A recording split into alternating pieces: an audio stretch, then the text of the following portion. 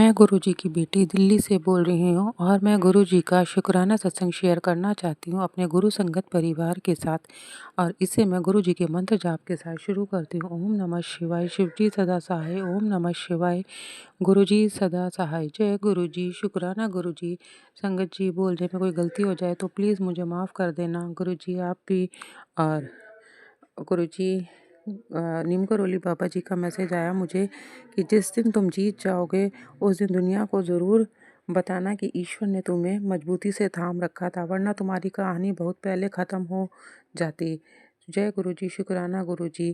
क्योंकि सभी जो भी इस चीज़ से गुज़र रहे हैं, ब्लैक मैजिक से, सब जानते हैं कि हमारी कहानी बहुत पहले ही ख़त्म हो चुकी थी।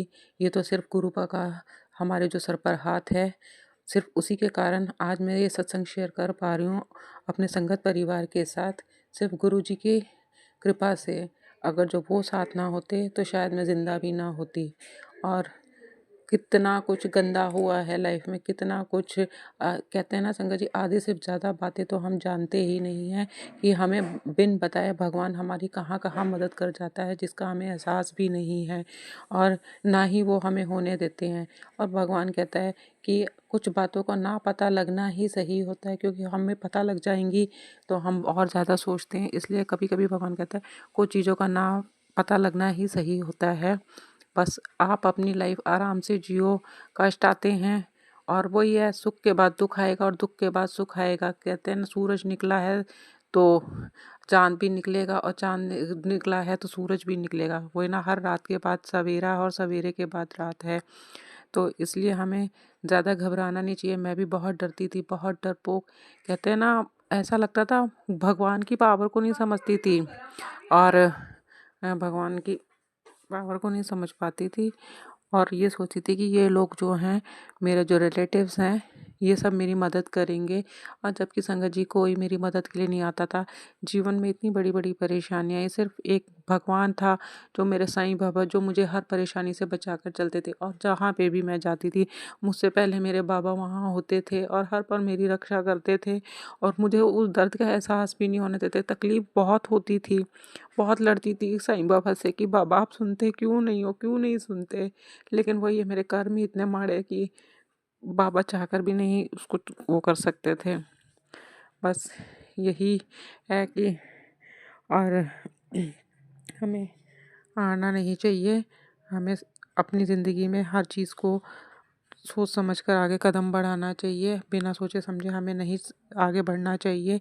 थोड़ा सा, कहते हैं ना, गुरुजी कहते हैं कि अपना दिमाग भी यूज़ करना चाहिए। गुरुपा तो हर समय हमारे साथ हैं, बट हमें भी सोच समझ के आगे बढ़ना चाहिए। थोड़ा ये है कि हमें ज़्यादा जल्दी नहीं करनी चाहिए। मेरे बेटे को भी एक बारी जो मोनिका आंटी का एक सत्संग था कि उनको भी कुछ पता नहीं, मेरे भी बेटे के ना नोट्स हो गए थे अंडर आर्म्स। तो मैंने यहाँ पर उसको प्राइवेट हॉस्पिटल में दिखाया तो उन्होंने यही कहा कि ये एफएनएसी टेस्ट कराओ।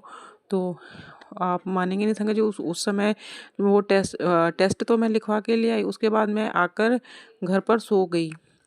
मतलब मॉर्निंग में मैं दिखा कर आई और दोपहर को मैं सो गई और शाम को मुझे पता नहीं क्या हुआ, मैं 500 रुपीज़ पॉकेट में रख के और सीधा साईं बाबा मंदिर चली गई। हाँ, नहीं, डॉक्टर उन्होंने कहा कि हाँ, शाम को दूसरे डॉक्टर आएंगे, आप उनको एक बारी दिखा देना। उसके बाद मैं मतलब नर्सिंग होम से निकली और सीधा साईं बाबा के मंदिर चली गई। और वहाँ पर मैं गई, मैंने बाबा को प्रणाम किया और वहाँ पर जो पंडित जी थे, उनको तो कोई बात पता नहीं, तो वो ऐसे ही मुझसे कहने लगे आप आज सेवा करो। तो मैंने कहा हाँ जी, बताइए क्या सेवा है। कहते हैं आप बाबा के लिए पनीर लेकर आओ। तो मैंने कहा मेरे पास तो इतने पैसे नहीं, अब मुझे तो पता नहीं था वो कितने का पनीर मंगा रहे हैं।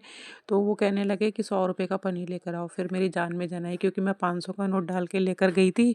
फिर मैंने उनको मतलब पनीर ला के दिया, पनीर लेकर आए वो पंडित जी और उन्होंने बाबा के लिए बनाया। मुझे नहीं पता उस सेवा से मेरा कौन सा कष्ट कटा, मुझे नहीं पता संगत जी। मेरे बाबा पता नहीं किस रूप में आके मेरी मदद कर जाते हैं और मुझे क्यों से नींद में उठा के लेके गए वो कि मेरे पास आ।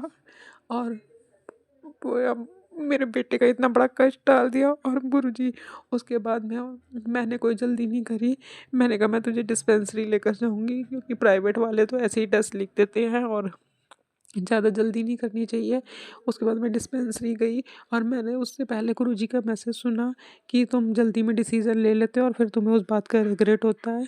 तो मुझे को दिमाग में वही बातें घूम रही थी। मैं कहा नहीं, इतनी जल्दी डिसीज़न नहीं लेना है।